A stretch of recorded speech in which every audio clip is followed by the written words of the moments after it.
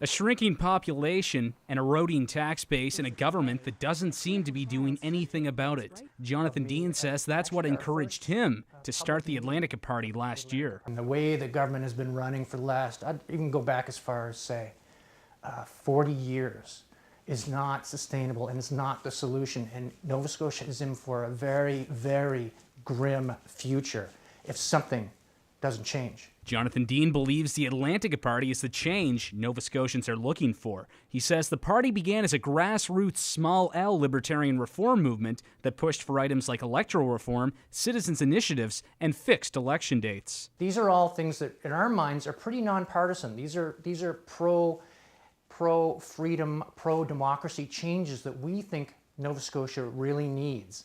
And as a way to improve our policy formation. Work is already underway behind the scenes to ensure the party has a full slate of candidates in the next election. But not everyone thinks running 52 candidates is the best way for the party to make an impact here. That tends to lead to a kind of dispersion of effort, because the simple reality is that a new party is not going to have the critical mass of volunteers across the province to do that kind of exercise. This public policy think tank CEO believes Dean's party would be better off running a dozen high-caliber candidates in select ridings. He says using social media is a great way for Dean to get his message out. The structure that we have in Nova Scotia is an interesting one, and it creates an opportunity for new parties like the Atlantica Party or like the Greens before them to take advantage of the way we fund political parties, because of course we fund political parties out of the tax pool.